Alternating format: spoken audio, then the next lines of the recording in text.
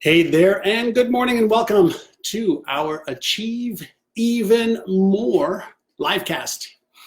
And today we're going to be talking about 10 tips to get your weight and fat loss started. And as always, I've got my little cheat sheet over here so that I can go through the 10 things I think you can be doing to get your weight and fat loss started. Just when you join, do me a favor, just hit the like or the love button just so I know that you can hear me and see me. All right.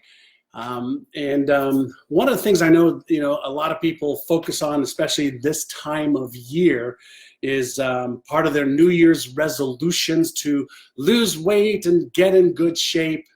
And so I'm going to give you 10 tips. I'm going to do it in about 20 minutes. I've got a couple other things I've got to do today, so I'm going to do it a little bit faster. But let me say hello to a few of you.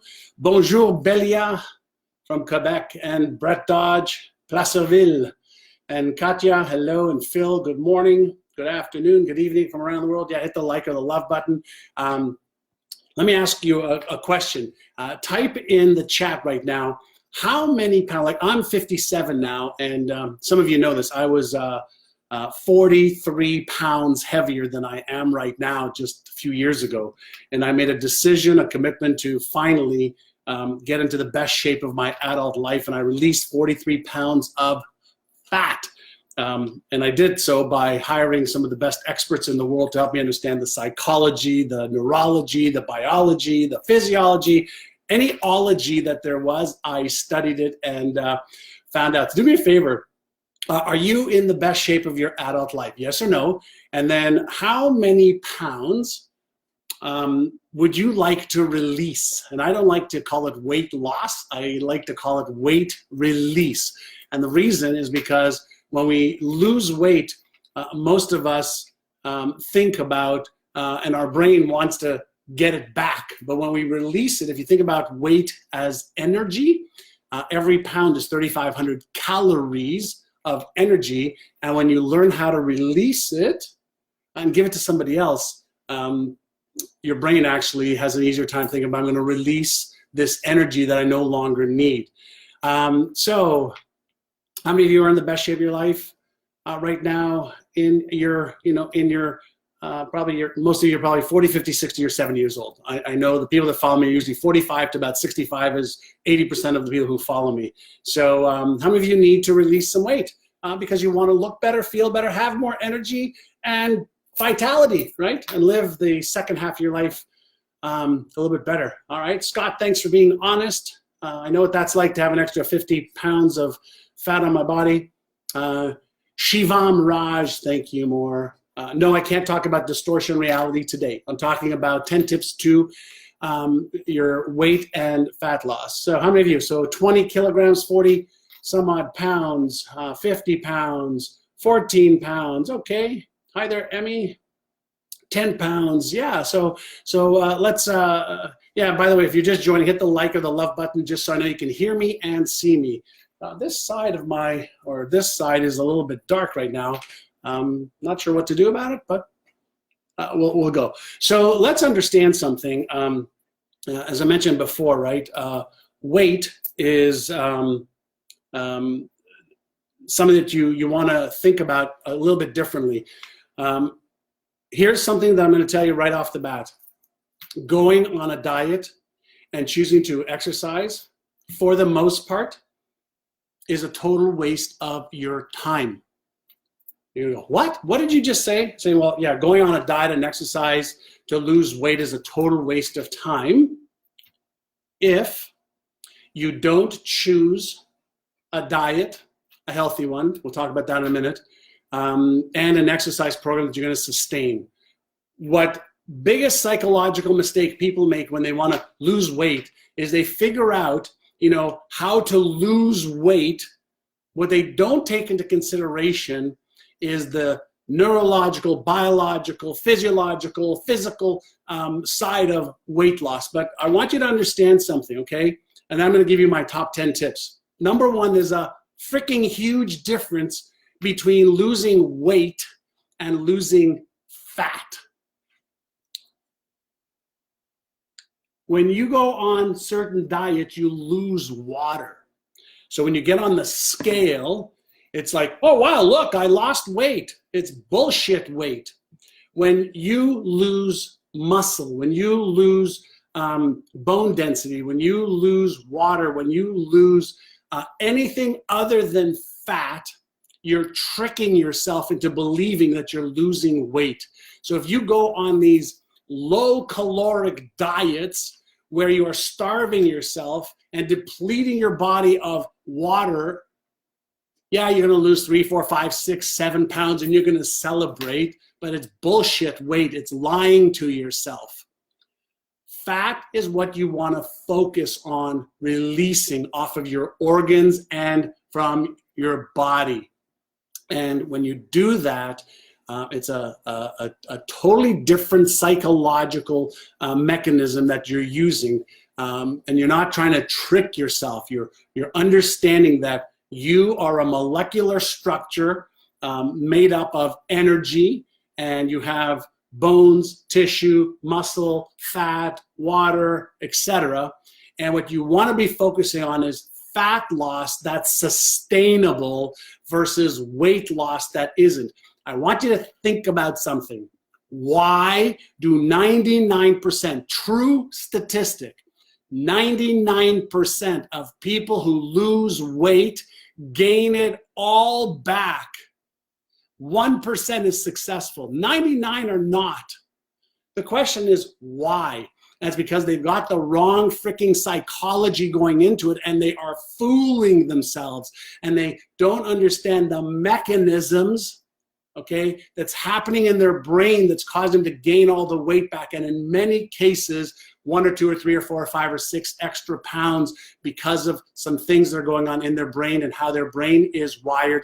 And so I want you to just stop fooling yourself and don't go on a diet and don't go and exercise unless you're going to choose a food plan, a way of eating and a way of behaving, okay, that releases the weight in a healthy way over time that you can sustain and keep. You're better off losing 1 pound of fat a week than 3 or 4 or 5 pounds of water and other stuff that you're going to gain back. Does that make sense? If it makes sense, hit the like or the love button. I'm going to start with number 10 and I'm going to work down. I already gave you a few really good tips of those, all right? Does that make sense? That's what the yo-yo diet syndrome is all about. Lose weight, gain weight, lose weight, gain weight, lose weight, gain weight. You know, I gained and lost 250 pounds, 10, 15, 20, 25 pounds at a time until I was sick and tired of it. And so I spent over $50,000 hiring experts to understand, you know, some of this stuff. And, you know, I've been at 195, 197 pounds now for the last 5 years because I was focused on fat loss and being able to sustain it. Does it make sense? Do you want to sustain it? You don't want to do all the work and then all of a sudden gain it all back and do all the work and gain it all back and do all the work, spend all the time and money and emotions to do that. It's just, it's stupid at our age to do that. Do it once, do it right, and then sustain it. Okay.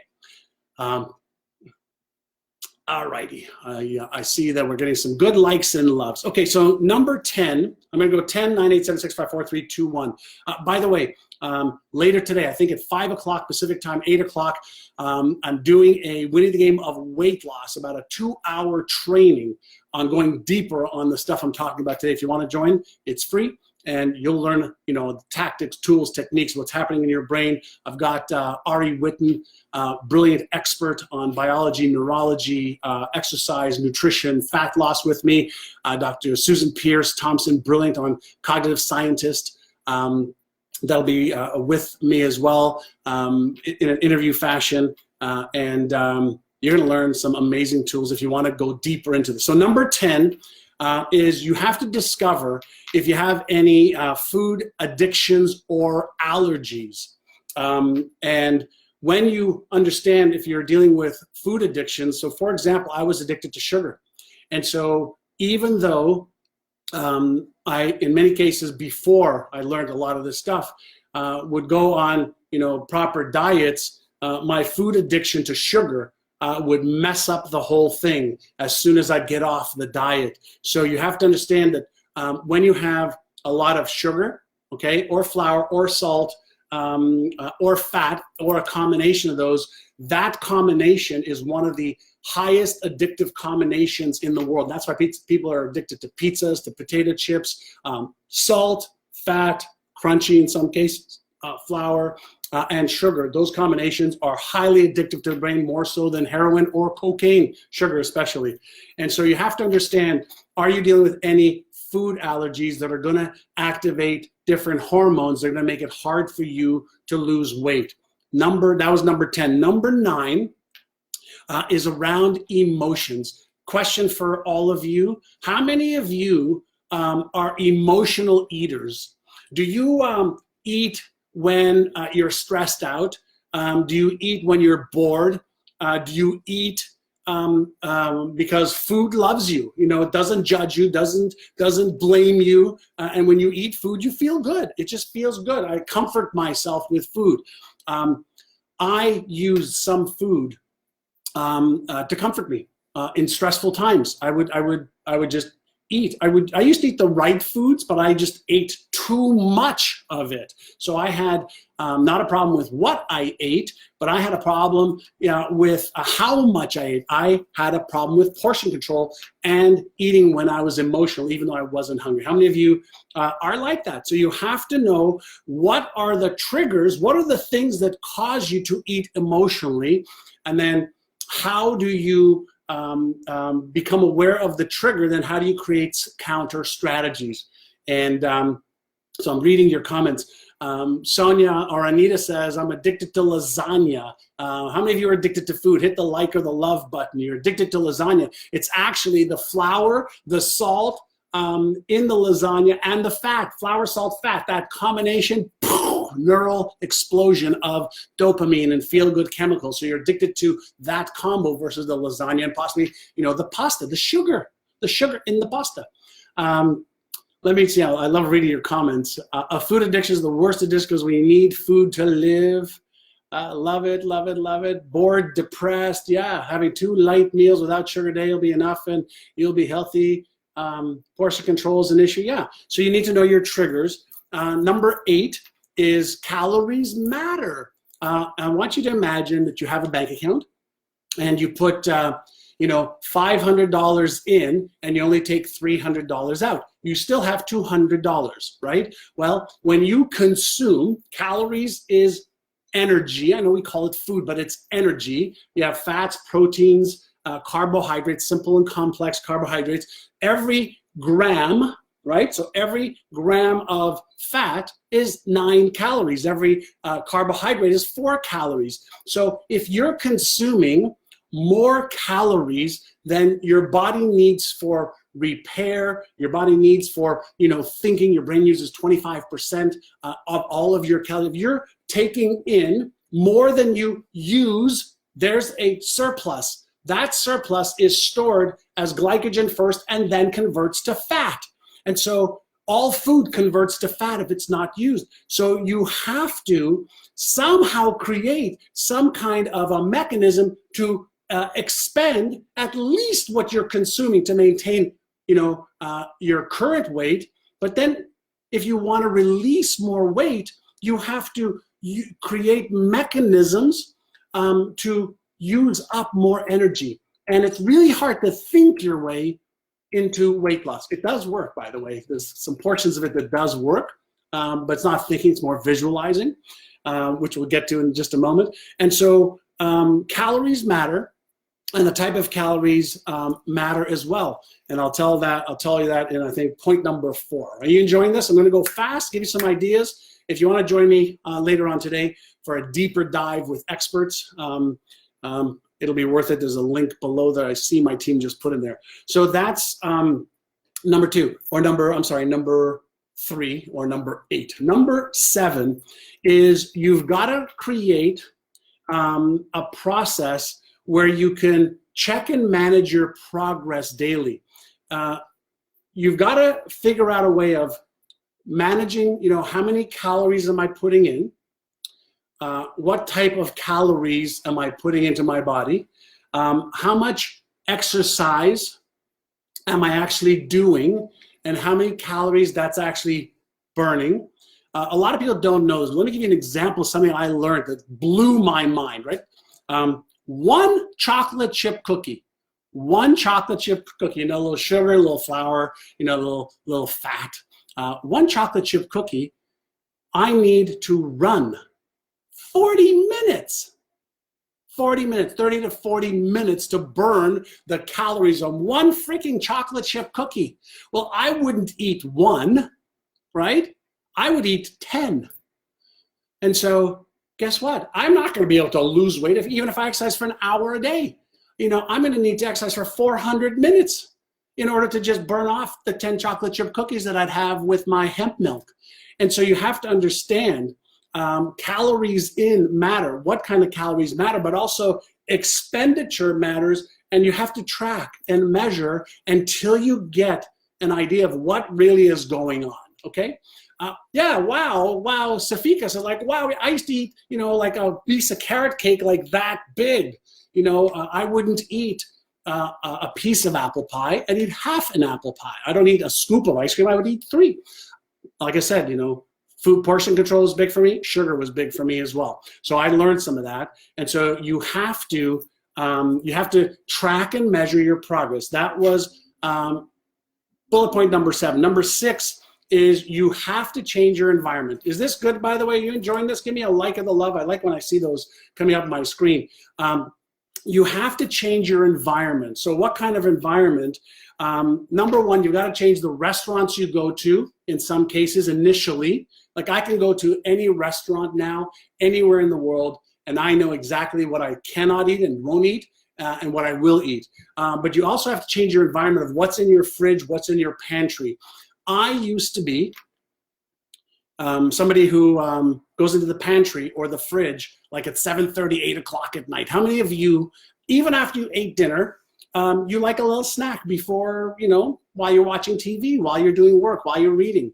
I used to every single night go and get something from my fridge, and usually it wasn't the healthiest choice. Anybody else? Anybody else like that here? That was me, just being real. And so what I did is I said, okay, let me tackle one thing at a time. And so in my fridge and in my pantry, I started getting healthy food choices that I could snack on. So let's say some pistachios, because I like crunchy. I got some healthy brown rice, chips. So I got some healthy choices. So the first phase for me was I changed my environment inside my house. So when I was, acting out this behavior, after dinner, 7:30, 8 o'clock at night, 8:30, 9 o'clock at night, and I want a snack, at least I had a healthy snack initially. And then I managed to get rid of that as well, 5 times out of 10. But manage your environment, that is number 6. And then here's a really good one. Pay close attention, okay?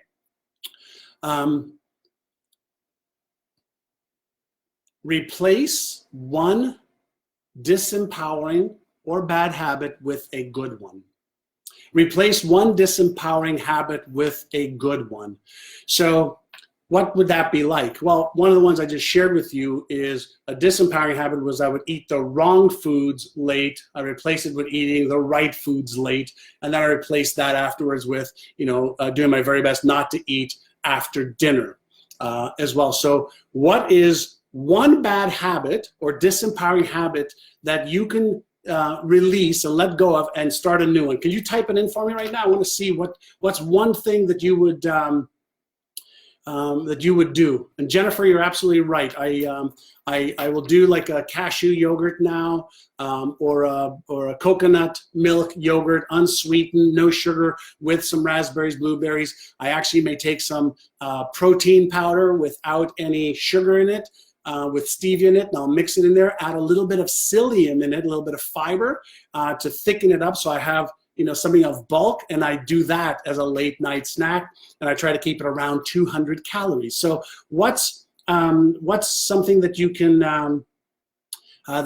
change right now? Replace one disempowering habit or one bad one with a good one. So stop drinking tea. Uzma, tea is actually good for you.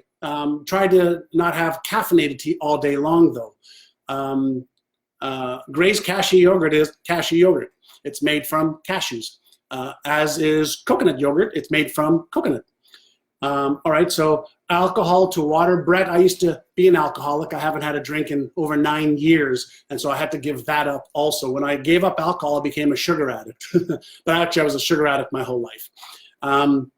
Gracia, I juice beets and spinach and apples. Yum, very, very good. The only problem, Gracia, is spinach. Spinach is great. Beets is a lot of sugar, and so are apples. But the fact that you have the spinach in there for the fiber is okay, but just be aware of the sugar intake from the juice. All right. So what's one thing that you can do? One, release one disempowering bad habit and replace it with one good one. And the reason you want to do that is whenever we let go of a habit, our brain looks to replace that with something. So deliberately choose it. Okay. So that is number 5. Number 4. Is eat high quality whole foods, unprocessed foods, high quality whole foods. Replace all of the crap that you may be eating with high quality food with a lot of fiber, food with nutrients, food that are dense and are whole foods. Organic if you can.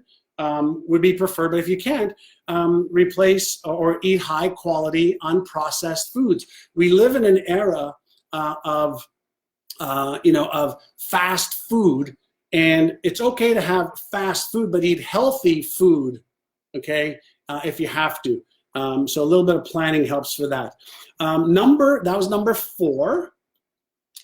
All right, let me see your comments. Is this helpful to you? I'm giving you some high-level tips if you want to go deeper into the neuroscience and in fat set points and weight set points and what you need to do to overcome them. Today at 5 o'clock, there's a link below. Sign up. It's free. Great information. It'll be about 2 hours. Me and some amazing experts that I interviewed that you will love. All right, let's go to number 3. Okay.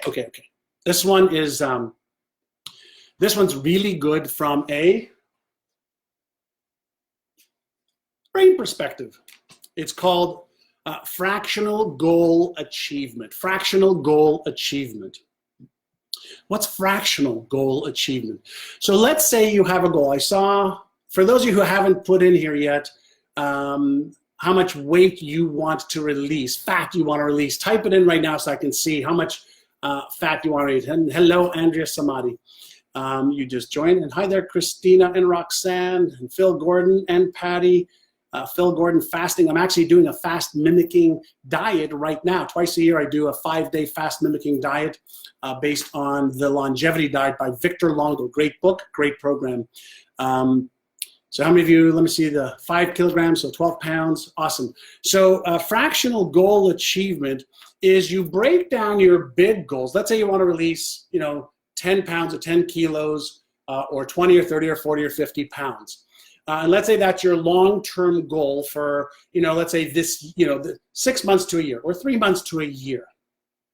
Then you ask yourself, okay, what can I do this week that's doable, right? So if I focus on releasing, let's say 1 pound of fat this week, forget about the 50 or the 30 or the 20. If I pay attention, if I use my brain power to focus on what can I do to release 1 pound this week. 1 pound is 3,500 calories, which we talked about before. Then you can say, okay, well, what if I reduced my caloric intake by, let's say, 500 calories a day?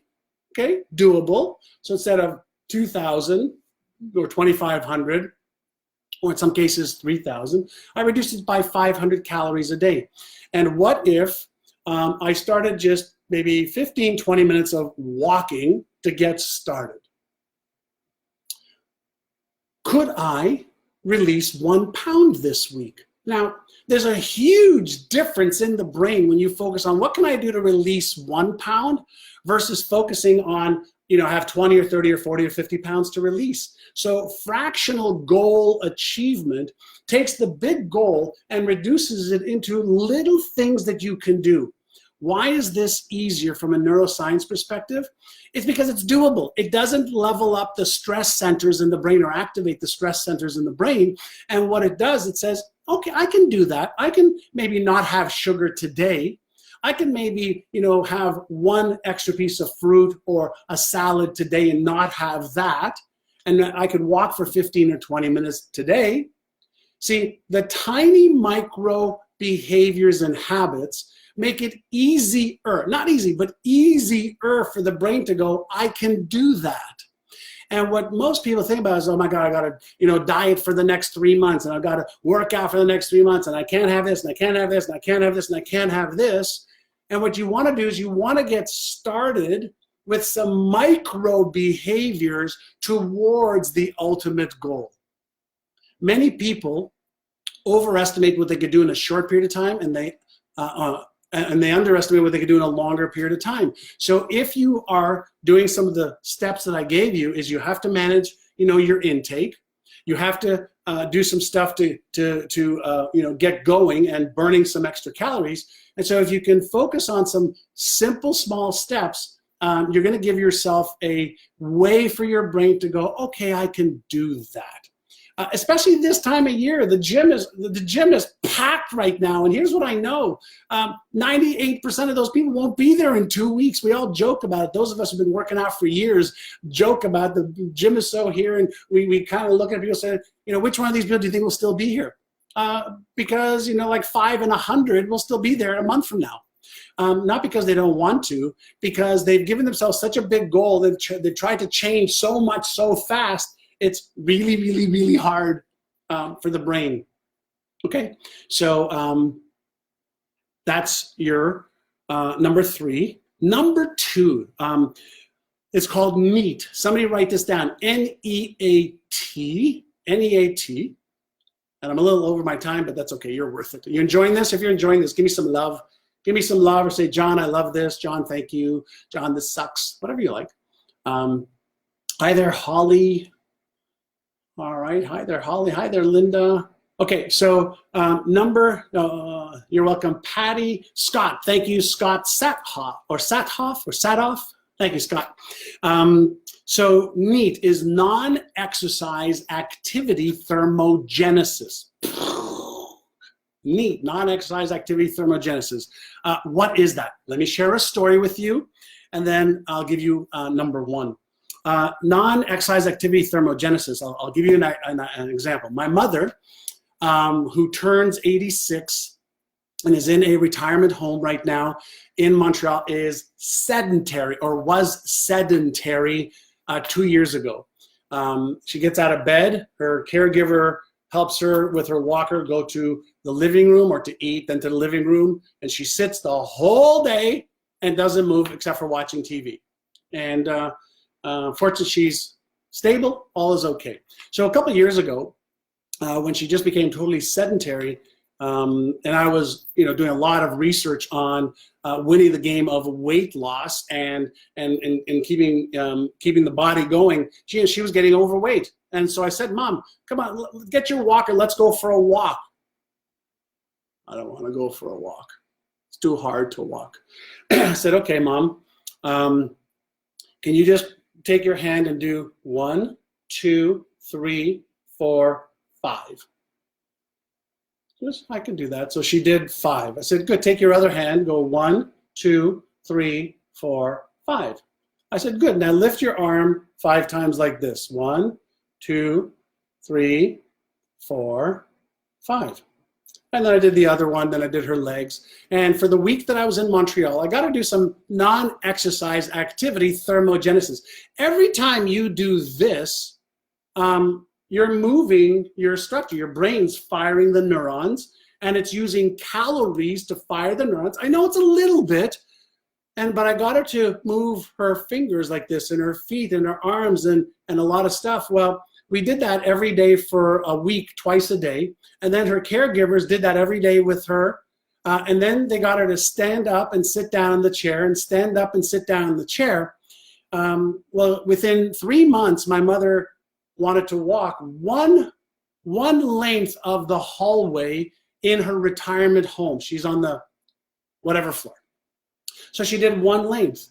Well, guess what? She's now doing 10. So non-exercise activity thermogenesis, I don't care if you're sedentary, I don't care if you don't want to work out, you have to get some activity. And you're not going to get, aerobic activity or anaerobic activity, but if you can get something going, just move, stand up. As you can probably tell, I have a stand-up desk. I stand all day long. I exercise every day. But for those of you that are just starting out, do something. 1, 2, 3, 4, 5, 6, 7, 8, 9, 10. 1, 2, 3, 1, 2, 3, 4, 5, 6, 7, 8, 9, 10. Are you exercising? Kind of. You're moving. Movement creates thermogenesis, burning of calories. And it doesn't matter if you burn 5 extra ones today. If you burn 5 today, okay, that's 35 this week, okay? And what does that do for you? It actually creates momentum.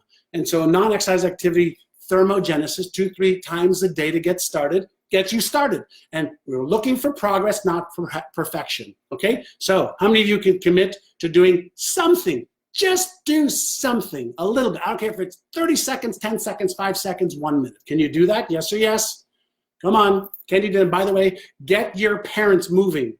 Every one of you, get them moving. It activates their brain. It oxygenates their brain. It gives them some confidence and certainty. It gives them mobility. And you get the drift, right? Come on, you can do that. And then I'm going to give you the last one. Many of you already have this. It's called Inner Science. It's my new best-selling book, The New Science to Unlock Your Brain's Hidden Power, available on Amazon. So there's a shameless bribe. If you don't have it, please pick it up. If you do have it, leave a comment for everybody else who doesn't have it right now. I'm going to show it to you one more time. Inner size versus exercise. And so number 1 is inner size daily. Now, what is inner size daily? When you wake up, I'll give you just one little inner size to do.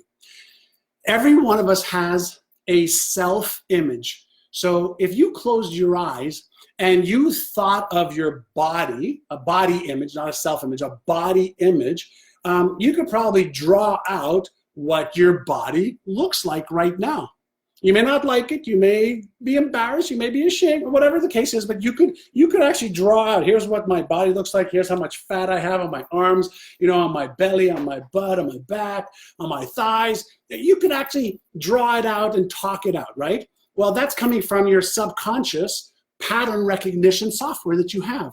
So what if every day you woke up, okay, and you took a couple of deep breaths just to calm the circuits, and then you closed your eyes and you started to see yourself releasing weight and looking and feeling better? What if you just played that in your mind? You activated the occipital lobe, you activated your motivational center, maybe you activated, that motor cortex, seeing yourself at your new weight, feeling the way you would feel, seeing yourself, eating right, exercising, or doing NEAT. What happens, what would happen if you did that, every day for 30 days, 60 days, 90 days? Do you think possibly, just saying, you'd start to re-script and re-pattern that body image of yourself? If you saw it on the inside and you repeated that pattern, do you think that through inner sizing, you would start to develop a new body image with 1 pound less, 3 pounds less, 5 pounds less, 10 pounds less, 20 pounds less, 30, 40, 50. Here's what I can promise you. If you did that, just that one little inner size every day, and you activated the different parts of your brain that I just talked about, you would actually develop the motive for action, the motivation. Why? Because your body image and self-image dictates what you eat, what you don't eat, what you're willing to do, what you're not willing to do, and it dictates your behaviors, that dictates your results. So just a little bit of inner sizing every day. You learn more about it in the book, but you'll learn a ton more about it tonight when you sign up for the Game of weight loss training we're going to do. Me, Ari Witten, Susan Pierce, Thompson. There's another expert I think we have there. I'm forgetting right now. And there's your number 1. So number 10, discover if you have any food addictions and allergies. Number 9, manage your emotions around food. Number 8, calories matter. Number 7, check and manage your progress daily. Number 5, change your environment. Number That was number 6. Number 5, replace one bad habit with a good one. Number 4, eat high quality, unprocessed whole foods. Number 3, fractional goal achievement. Number 2, NEAT, non-exercise activity thermogenesis.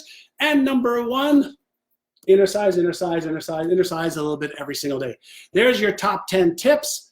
And Brian says, where do you go for the sign up? There should be a link. Oh, Ari Witten is, yeah, Ari and Ari Witten, Susan Pierce Thompson, me. I'm getting a little mind blank here over here of who the other one is. So there is your achieve even more ideas. And again, I'm going, high level for you. You want to go deeper in understanding fat set points, weight set points, how to overcome, addictions and what to do about it. Join me tonight. The link is pinned right below this video. Boom, boom, boom. Have a great day. I appreciate you. If you like this, do me a favor, hit the share button. Let's get everybody healthier, happier, vibrant, energetic, and let's use our next 10, 20, 30, 40 years in a way that we're vibrant and healthy and we could do the things that we want to do. I'm doing more now than I have done in my whole life. I'm in better shape today than I have ever been in my adult life. Everything that I learned is because I invested the time and the money and the resources to understand how to be healthy. And I want that for you as well. Okay? Bye now. Hit the share button, please. Let's get this to the world.